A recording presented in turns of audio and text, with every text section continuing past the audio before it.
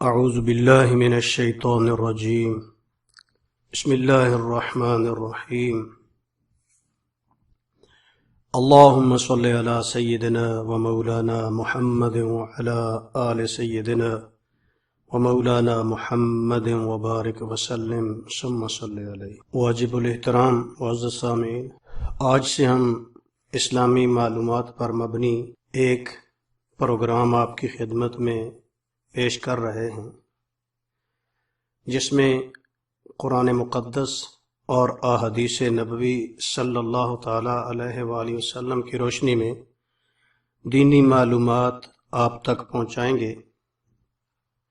سب سے پہلے آج کا جو موضوع ہے وہ تخلیق کائنات ہے۔ ویسے تو اللہ رب العزت ہر چیز کے خالق ہیں، اور ایسے خالق ہیں کہ ان جیسا اور کوئی خالق نہیں،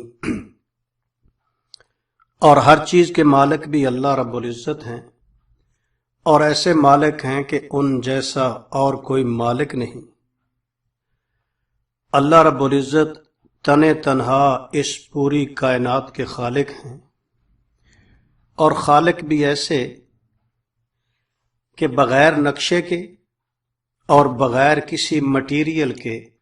اللہ رب العزت نے زمین و آسمان کو نقشے عطا فرما دیے۔ انسان کی تخلیق تو ایسے ہوتی ہے کہ اگر کوئی چیز بنانا چاہتا ہے تو اس کے لیے پہلے مٹیریل کا بندوبست کرتا ہے، پھر نقشے کا بندوبست ہوتا ہے،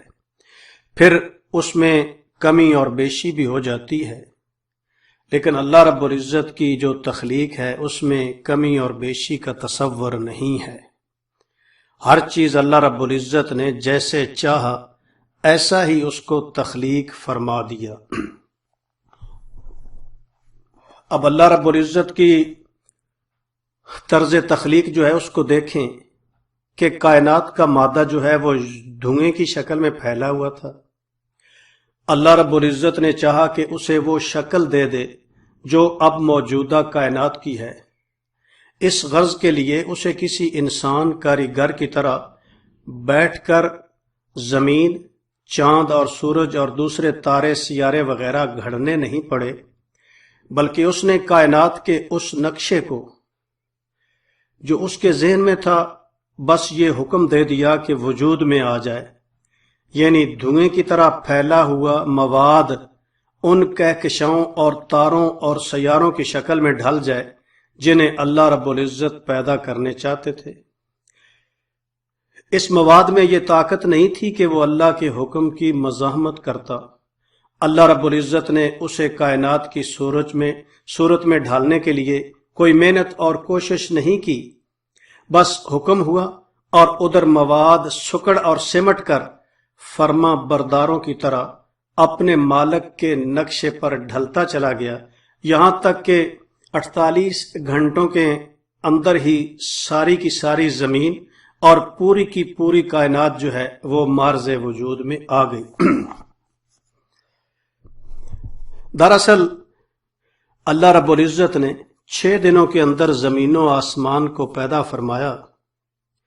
قرآن مقدس نے بارہا مقامات پر بڑی تفصیل کے ساتھ اس چیز کو بیان فرمایا ہے، اور وہ اللہ رب العزت کی صفت خالق جو ہے اس کا اظہار مقصد ہے کہ اے انسان، تمہیں پیدا کرنے والی اللہ کی ذات ہے، تو تمہیں چاہیے کہ اس اللہ کے بن کر رہو جس نے تمہیں پیدا کیا ہے، اور صرف تمہیں ہی نہیں بلکہ فرمایا کہ زمین و آسمان کو بھی تو اللہ رب العزت نے نقشے دیے ہیں، تو اے انسان تیرا یہ حق بنتا ہے کہ اس خالق کو پہچان اور اسی کا ہو کر رہے، جو اس نے حکم دیا ہے اس کی تابع داری کرو۔ فرمایا کہ امن خلق السماوات والارض، وہ ذات جس نے زمین و آسمان کو تخلیق فرمایا ہے۔ آگے جا کر پھر فرمایا کہ اِلٰہ مع اللہ، کیا اللہ کے علاوہ کوئی اور معبود ہے، کوئی اور خالق ہے جس نے یہ زمین و آسمان تخلیق کیے ہیں؟ اور فرمایا کہ امن جعل الارض قرارا، وہ ذات جس نے تمہارے لیے زمین کو سکون والی جگہ بنا دیا۔ تو فرمایا کہ الہ مع اللہ، آگے فرمایا کہ اللہ کے علاوہ کوئی اور معبود ہو سکتا ہے؟ فرمایا والسماء بنیناہا بعید وانا لموسعون کہ ہم نے زمین کو اپنے دست قدرت سے، آسمانوں کو اپنے دست قدرت سے پیدا کیا ہے اور ہم انہیں وسعت دینے والے ہیں۔ اور اسی طرح فرمایا کہ والارض فرشناہا، زمین کو ہم نے بچھونا بنا دیا، فنعم الماہدون، تو ہم بہترین بچھونے والے ہیں۔ یہ اللہ رب العزت ہی خالق اور مالک ہیں، اور فرمایا کہ یہ سب کام جو اللہ رب العزت نے تخلیق فرمائے ہیں، یہ نہیں کہ کوئی تھکاوٹ کا احساس ہوا۔ فرمایا دوسری جگہ قرآن مقدس میں کہ وما مسنا من لغوب، ہم نے زمین و آسمان کو 6 دنوں کے اندر جو پیدا فرمایا تو اس میں کوئی تھکاوٹ کا احساس نہیں تھا۔ جیسے فرمایا کہ لا تاخذہ سنۃ ولا نوم، اللہ کی ذات کو نہ تو نیند آتی ہے اور نہ ہی اونگ، اس لیے کہ وہ بھی تھکاوٹ کا احساس ہے، نیند آنا اور اونگنا بھی، تو اللہ رب العزت ان چیزوں سے پاک ہیں۔ اور فرمایا کہ کوئی تھکاوٹ نہیں ہوئی زمین و آسمان کو بنانے میں اللہ رب العزت کو۔ اب جو قرآن پاک نے سورہ حامیم سجدہ کے اندر یہ ارشاد فرمایا کہ قل اَإِنَّكُمْ لَتَكْفُرُونَ بِالَّذِي خَلَقَ الْأَرْضَ فِي يَوْمَيْنِ وَتَجْعَلُونَ لَهُ أَنْدَادًا، کہ کیا تم اے مشرکین مکہ اس ذات کا انکار کرتے ہو جس نے زمین کو 2 دنوں کے اندر تخلیق فرمایا اور دوسروں کو معبود سمجھتے ہو؟ یعنی لات، منات، عزا اور حبل کے پجاری جو ہیں، ان کو یہ بتانا مقصود تھا کہ خالق تو زمین و آسمانوں کی اللہ کی ذات ہے، تو تم کیوں ہاتھوں سے تراشے ہوئے بت جو تمہارے ہیں ان کے سامنے سجدہ ریز ہو؟ تو وہاں پر اللہ رب العزت نے ذرا تفصیل کے ساتھ زمین کی تخلیق اور پھر اس میں انسان کی ضروریات کی تخلیق، پھر آسمانوں کا مارز وجود میں آنا، اس کو اللہ رب العزت نے بڑی تفصیل کے ساتھ بیان فرمایا ہے۔ یہاں پر بعض مفسرین نے یہ ارشاد فرمایا کہ گویا زمین پہلے تخلیق ہوئی یا آسمان پہلے تخلیق ہوا، تو مختصر طور پر ایسے تاریخی روایات کے اندر آتا ہے کہ جہاں پر بیت اللہ شریف موجود ہے، یہ زمین جو ہے پانی کے نقشے پر سب سے پہلے اللہ رب العزت نے اسے خشکی سے ہمکنار کیا،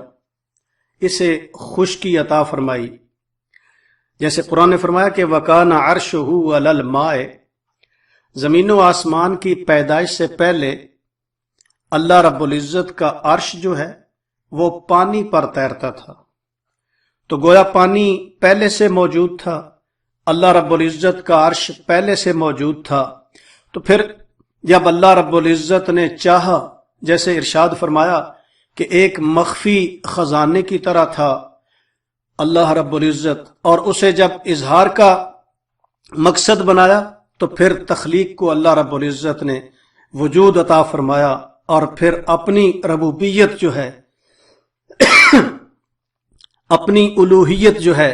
پوری زمین و آسمان کے اندر جاری اور ساری فرما دی۔ اور اسی طرح جو بیت اللہ کے اوپر بیت المعمور والی جگہ ہے آسمانوں کی، اسے پہلے تخلیق فرمایا، پھر اسی زمین کو وسعت عطا فرما دی، اور اسی طرح آسمانوں کے اندر جو جگہ خشک کی گئی تھی اسے آسمانوں کی شکل عطا فرما دی گئی پھیلا کر۔ بعض روایات میں ایسے ارشاد ہے کہ یہود مدینہ نے حضور فخر دو عالم صلی اللہ تعالی علیہ وسلم کے پاس حاضر خدمت ہوئے اور آسمانوں اور زمینوں کی تخلیق کے متعلق سوال کیا، تو نبی صلی اللہ تعالی علیہ وآلہ وسلم نے ارشاد فرمایا کہ اللہ تعالیٰ نے زمین کو تو اتوار کے دن اور پیر کے دن پیدا فرمایا، اور پہاڑ اور اس میں جو کچھ معدنیات وغیرہ ہیں ان کو منگل کے روز، اور درخت اور پانی اور چشمے اور شہر اور عمارتیں اور ویران میدان جو ہیں یہ بدھ کے دن پیدا فرمائے، تو کل 4 دن ہو گئے۔ اور پھر اس کے بعد اللہ رب العزت نے جمعرات اور جمعے کے روز آسمانوں اور اس میں جتنی تخلیقات ہیں ان کو وجود عطا فرمایا۔ لیکن اس احادیث نبوی یا اس جیسی دیگر جتنی بھی احادیث ہیں جو تخلیق کے متعلق ہیں، اس کا خلاصہ یہ ہے کہ تخلیق ارض و سما کے اوقات اور دن اور ان کی ترتیب جن روایات کے اندر آئی ہیں، ان میں کوئی بھی روایت ایسی نہیں ہے جس کو قرآن کی طرح قطعی اور یقینی کہا جا سکے، بلکہ زیادہ احتمال یہ ہے کہ یہ اسرائیلی روایات ہیں، مرفوع احادیث نہیں ہے، جیسا کہ ابن کثیر نے مسلم شریف اور نسائی شریف کی حدیث کے متعلق اس کی تصریح فرما دی ہے۔ اس لیے آیات قرآنی کو ہی اصل مقصود قرار دے کر متعین کرنا چاہیے، اور آیات قرآنی کو جمع کرنے سے ایک بات تو قطعی معلوم ہوتی ہے کہ آسمان اور زمین اور ان کے اندر کی تمام چیزیں صرف 6 دنوں کے اندر پیدا ہوئی ہیں۔ دوسری بات، سورہ حامیم سجدہ کی آیت سے یہ معلوم ہوتی ہے کہ زمین اور اس کے پہاڑ اور درخت وغیرہ کی تخلیق میں پورے 4 دن لگے۔ تیسری بات یہ معلوم ہوئی کہ آسمانوں کی تخلیق میں 2 دن صرف ہوئے، جس میں پورے 2 دن ہونے کی تصریح بھی نہیں ہے، بلکہ کچھ اشارہ ایسے ملتا ہے کہ یہ 2 دن پورے خرچ نہیں ہوئے، آخری دن جمعے کا کچھ حصہ بچ گیا تھا۔ ان آیات سے ظاہر ہے کہ یہ معلوم ہوتا ہے کہ 6 دن میں پہلے 4 دن زمین پر، باقی 2 دن آسمانوں کی تخلیق میں صرف ہوئے، اور زمین کی تخلیق آسمانوں سے پہلے ہوئی۔ اور سورہ نازعات کی آیت میں جو زمین کے پھیلانے اور مکمل کرنے کی صورت تخلیق آسمان کے بعد ہے، اس لیے وہ صورت کچھ بعید نہیں جو اوپر بیان کی گئی ہے کہ زمین کی تخلیق اللہ رب العزت نے 2 حصوں میں کی۔ پہلے 2 دن زمین اور اس کے اوپر پہاڑوں وغیرہ کے مادہ کو تیار کر دیا، اس کے بعد 2 دن میں 7 آسمان بنائے، اور اس کے بعد 2 دن میں زمین کا پھیلاؤ اور اس کے اندر جو کچھ پہاڑ، درخت، نہریں، چشمے وغیرہ بنائے گئے، ان کی تکمیل ہوئی۔ اس طرح تخلیق زمین کے 4 دن متصل نہیں رہے، بلکہ جو ترتیب بیان کی گئی ہے، پہلے 2 دن مادہ تیار ہوا اور اس کے بعد آسمانوں کو بنا کر 2 دن کے اندر باقی جتنی ضروریات کی چیزیں تھیں وہ زمین کے اندر اللہ رب العزت نے تخلیق فرما دی۔ پھر اس کے اندر ارشاد فرمایا کہ وَقَدَّرَ فِيهَا أَقْوَاتَهَا، اللہ رب العزت نے زمین کے اندر وہ سب کچھ رکھ دیا جو اللہ رب العزت چاہتے تھے کہ قیامت تک آنے والے انسان جو ہیں ان کی ضروریات پوری ہو سکے۔ گویا زمین کو اللہ رب العزت نے اس پر بسنے والے انسانوں اور جانوروں کی تمام ضروریات غذا، ان کا مسکن اور لباس وغیرہ کا ایک ایسا عظیم الشان گودام بنا دیا ہے جس میں قیامت تک آنے اور بسنے والے اربوں اور کھربوں انسان اور لاتعداد جانوروں کی سب ضروریات رکھ دی ہیں۔ وہ زمین کے پیٹ میں بڑھتی اور حسب ضرورت قیامت تک نکلتی رہیں گی۔ انسان کا کام صرف یہ رہ گیا ہے کہ اپنی ضروریات کو زمین سے نکال کر اپنی ضرورت کے مطابق اسے استعمال کرے۔ اس کے بعد آیات کے آخر میں فرمایا فَقَالَ لَهَا وَلِلْأَرْضِ ائْتِيَا طَوْعًا أَوْ كَرْهًا قَالَتَا أَتَيْنَا طَاعِعِينَ، پھر آسمانوں اور زمین کو اللہ رب العزت نے یہ حکم ارشاد فرما دیا کہ اطاعت اور فرما برداری کا جذبہ جو ہے اس کا اظہار کیا جائے۔ تو اللہ رب العزت نے آسمانوں اور زمین کے اندر شعور اور ادراک خطاب کے سمجھنے کا بھی پیدا فرما دیا تھا، اور ان کو قوت گویائی بھی عطا فرمائی تھی۔ تفسیر بحر محیط میں اس کو نقل کر کے فرمایا گیا کہ یہی سب سے احسن اور بہتر ہے۔ ابن کثیر رحمۃ اللہ علیہ نے اس کو نقل کرنے کے بعد یہ قول بھی نقل کیا ہے کہ زمین کی طرف سے یہ جواب اس حصے میں سے زمین نے دیا جس کے اوپر بیت اللہ ہے، اور اسی طرح آسمانوں کے اس حصے نے یہ جواب دیا تھا کہ ہم اطاعت گزار ہیں جس پر بیت المعمور ہے۔ زمین کے اندر جو اللہ رب العزت نے اتنے بڑے خزانے انسان کی تخلیق کے رکھے ہیں، تو اس میں ایک حدیث مبارک میں اس طرف اشارہ ملتا ہے کہ جب انسان کا رزق ختم ہوتا ہے جو اللہ رب العزت نے زمین کے اندر اس کا حصہ رکھا ہے، تو اس وقت انسان کی موت واقع ہوتی ہے۔ حدیث کے اندر مذکور ہے کہ جب آدمی فوت ہوتا ہے تو اہل خانہ جو ہیں وہ اس پر آہوزاری کرتے ہیں، روتے ہیں، تو فرشتے کھڑے ہو کر فرماتے ہیں کہ ہم نے کوئی زیادتی نہیں کی، ہم نے مشرق سے لے کر مغرب اور شمال سے جنوب تک دیکھ لیا ہے، اس کے رزق کا ایک لقمہ بھی باقی نہیں رہا، اس لیے ہم دوبارہ بھی آئیں گے، یعنی تم بھی تیار رہو کہ جب تمہارا بھی رزق ختم ہو جائے تو وہ اس وقت تم بھی اس دنیا سے اٹھا لیے جاؤ گے۔ تو گویا زمین کو اللہ رب العزت نے انسانوں کے رزق کا خزانہ اور آسمانوں کو چھت قرار دیا ہے۔ تو یہ آج کی معلومات اصل میں اللہ رب العزت یہ چاہتے ہیں کہ جہاں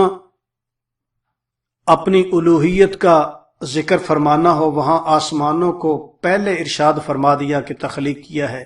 اور جہاں انسان پر اس اپنے انعامات کا ذکر فرمانا ہو وہاں زمین کو ارشاد فرمایا کہ پہلے پیدا کیا گیا ہے۔ تو زمین و آسمان کی تخلیق یہ اللہ رب العزت کی قدرت کی نشانیوں میں سے سب سے بڑی نشانی ہے، اور پھر اس کے اندر اللہ رب العزت نے جتنی بھی مخلوق رکھی ہے، انسان کو اللہ رب العزت نے اشرف المخلوقات پیدا فرمایا ہے، اور پھر اس پوری کائنات کو تخلیق کرنے کا مقصد اور مدعا صرف اور صرف حضور فخر دو عالم صلی اللہ تعالی علیہ وسلم کی ذات اطہر کو قرار دیا گیا، کہ جیسے فرمایا کہ لولا کا لما خلقت الجنت والنار، کہ اے میرے محبوب اگر تمہیں پیدا فرمانا مقصود نہ ہوتا تو یہ زمین و آسمان کی، جنت اور دوزخ کی، کسی چیز کی بھی کوئی ضرورت نہیں تھی۔ تو گویا حضور صلی اللہ تعالی علیہ وسلم کا اس پوری کائنات پر یہ احسان ہے کہ ان کی وجہ سے اللہ رب العزت نے ہمیں یہ وجود بخشا، ہمیں تخلیق فرمایا۔ اب ہمارا کام ہے کہ جو اللہ رب العزت نے ہمیں حکم دیا ہے اور اس کے محبوب صلی اللہ تعالی علیہ وسلم نے جو زندگی گزار کر ہمیں دکھائی ہے اس کے مطابق ہم بھی اپنی زندگی گزاریں، اور اسی طرح حضور صلی اللہ تعالی علیہ وسلم کے جو احسانات ہیں ان کا بدلہ بھی ادا ہو جائے، اور اللہ رب العزت کی جو خالق والی حیثیت ہے جو اللہ رب العزت نے ہم پر احسان کیا ہے اس کا بھی اللہ رب العزت کے ہاں شکریہ ادا ہو جائے۔ دعا ہے کہ اللہ رب العزت آج کی معروضات کو سمجھنے اور نیک کام کرنے کی توفیق عطا فرمائے۔